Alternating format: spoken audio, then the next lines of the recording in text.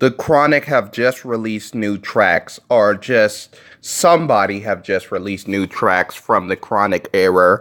Now you know that, of course, Suge Knight, the famous murderer, he owns the copyright to the Chronic, and his punk ass is not letting it on YouTube. But luckily, somebody have released like 8 new tracks from the Chronic era, and it's really like demos and shit like that. And I heard them, and some of the tracks are good. Others are just a little faulty with their sound because, of course, it's demos. And I really think that it's a historic leak full of epic proportions that you hear this album and you hear the album's demos. Some of these demos are better than actual songs on the album, if you ask me. But let me get into detail with G-Funk, the Chronic. Of course, this is the birth of gangster rap mixed with G-Funk that's sampled by Funkadelics and other people like Zap that really popularized the whole LA scene. NWA was kind of pushing it a little bit, but Dre blew it out of the fucking map with all these LA people blowing up, most notably Snoop Dogg, and then you have Daz, and then you have Corrupt, and then you have the whole Dog Pound that was born out of this whole album, and then you have Lady of Rage, which of course she made some noise, and then you had Ice Cube with his little group West Coast Connection, which was all born out of this whole album. Now, of course, I know Ice Cube and Dre, they fell off, but still, if it wasn't for the big influence that Dre had on the West Coast with this album, I'm skeptical that Ice Cube would even link up with Mac 10, of course, if you ask me. But that's just me. But let's get into detail with the leaks and stop talking about how influential this fucking album is.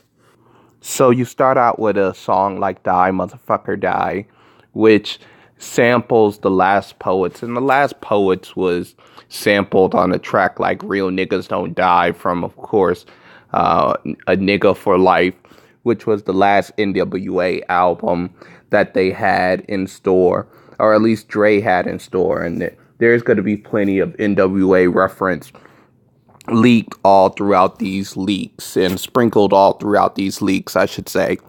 But unlike the track Real Niggas Don't Die, you have extended audio all throughout this whole damn song, which pretty much gives the first half of the poet, or at least the poetry that was said by the last poets. So I'm like, man. But of course, you have this pretty much slap a stripper ass bass that just hits all throughout the track. And it was so awesome. And the track talks about why you shouldn't run from the police because they'll blast you in the back, which is kind of ironic because they had a song called 100 Miles and Running, which was totally about running from the police. Dr. Dre had that track, of course. But again, it talks about how you shouldn't run from the police because they'll blast you, and how your rivals would want a nigga to die on these streets.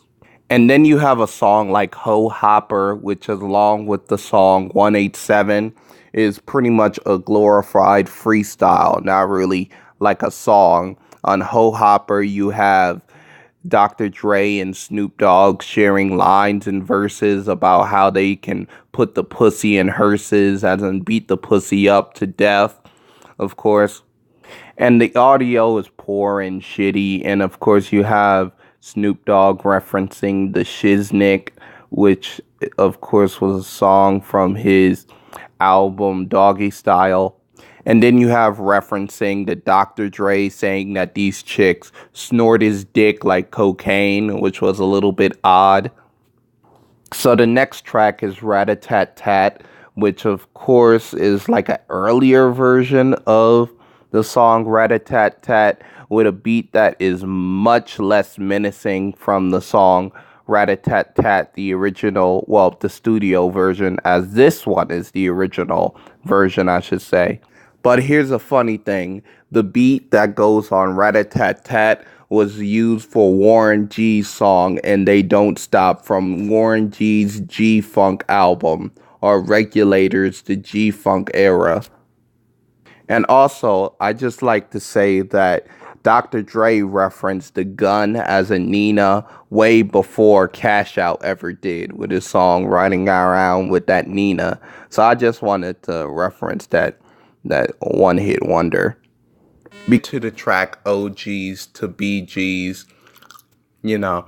And of course, he does a reference to notorious ass G's, which could be a nod to Biggie Smalls. And also, it could be a nod to Snoop Dogg when he did a same reference he did on These Nuts. You know, that's track. Also, there's a lot of references to NWA songs, such as I'd Rather Fuck You, Gangster Gangster, and Always Into Something. Smoke has one of the most best orchestral vocals on the hook. It's kind of like in the same love song. It's a love song to weed, basically, in the same stream of consciousness of Do You Love Me, Mary Jane. It's a pretty nice song about getting high and lacing one. I really wish it was on the original album, The Chronic. Niggas Don't Give a Fuck is about how the street life really gets you and motivates you to not really care and have this carefree life and not worry about the consequences of death. Mr. Officer seems like it's heavily inspired or maybe taken from the Ghetto Boys song Crooked Officer. I know that, of course, Bushwick Bill was on the original album, The Chronic, and the beat come from the song The Day the Niggas Took Over. It seems like a prototype or early version of The Day the Niggas Took Over, except instead of about the LA riots, it's just basically about killing cops. It maybe was changed to focus more on the LA riots after the whole cop killer situation with Ice-T didn't go over well. On it is probably the worst track on here. It's the worst mixed, I have to say. It's just fucking garbage. And we end with the track 187, which of course is a later version, like a remix to Deep Cover, not Biggie Smalls, not Big Punisher, and of course Fat Joe's version are as good as theirs, but it's pretty nice, especially being a live performance version of the song, or at least a alternative version of the song as a remix. It has some pretty good lines, and also Dr. Dre expresses that he lives in Vietnam, California, which is a nice ode to like Apocalypse Now and all these movies that was about war and shit like that and military soldiers. Otherwise, this is a classic depiction or collection of a bunch of leftover tracks and unfinished demos. Check it out.